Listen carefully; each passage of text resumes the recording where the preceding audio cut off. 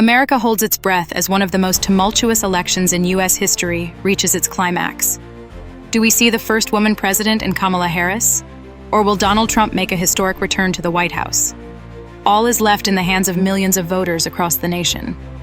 The intense 2024 U.S. presidential election has finally reached its final stage. Voters are choosing between Vice President Kamala Harris, who could break barriers as the first woman president, and Donald J. Trump, the Republican nominee, who is running for an unprecedented third time. Both have campaigned tirelessly, each trying to garner votes in those critical battleground states that would determine the outcome of this election. As Election Day approaches, national polls have indicated a virtual tie, with neither candidate offering a clear advantage as the two traded narrow leads in crucial swing states. The New Yorker, reporting results from the Associated Press, is beginning to share preliminary vote counts and will continue to update as final tallies come in. But this election is about more than the presidency. Both the Senate and the House of Representatives need to be won. 11 governors' seats are also up for grabs. The Senate has 34 in play, where the Democrats or independents caucusing with them have a 23-seat edge. A net 2 seats could flip the balance, meaning that the Republican majority will replace the Democrats with the latter's leadership potentially overhauling U.S. legislative priorities. The House is where the battle for the majority of the 7-seat margin of Republicans in the 2022 midterm elections now goes to be strengthened for the GOP or regained for Democrats. This election results hold historic meaning. Should Harris win, she will not only become the first woman president, but she also will become the first of Asian origin to be president. Her 100-day campaign began when President Joe Biden decided to step down, allowing Harris the chance to build a message based on the middle class, support for families, and economic crises that are plaguing working Americans. Another big part of her message also deals with reproductive rights, which have become an issue with the decision of the Supreme Court in Dobbs versus Jackson, overturning the case of Roe v. Wade, opening the door for many states to enact whatever restrictions on abortions they see fit to do so.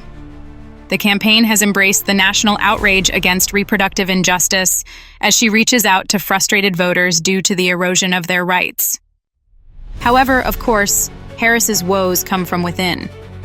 Several voters have complained that inflation is being mishandled by the current administration that increased living costs. In their minds, those inflationary costs are pegged on President Biden's handling of COVID-19. Harris has also not been able to generate the fervent enthusiasm from some of the most important demographic groups that have been part of the Democratic Party for decades.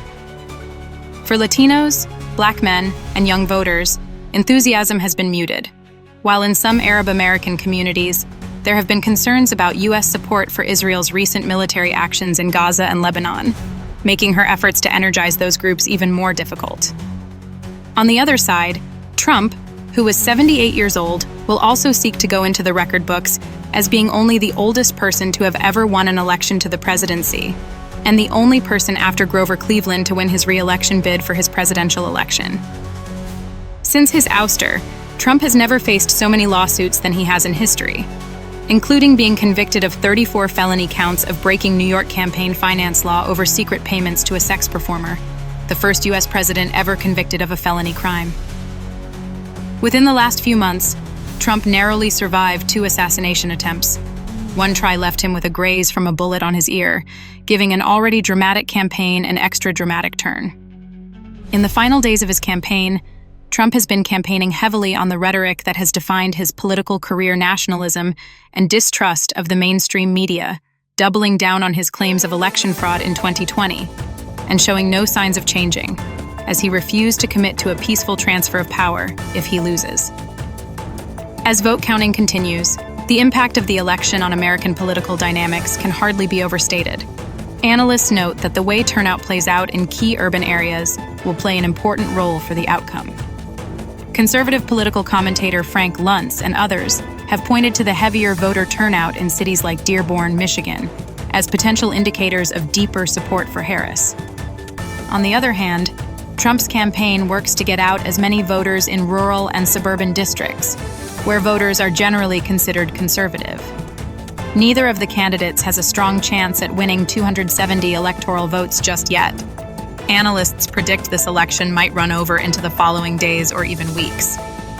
Both campaigns are preparing for what may be an extended, combative last stretch, with legal maneuvers already in sight.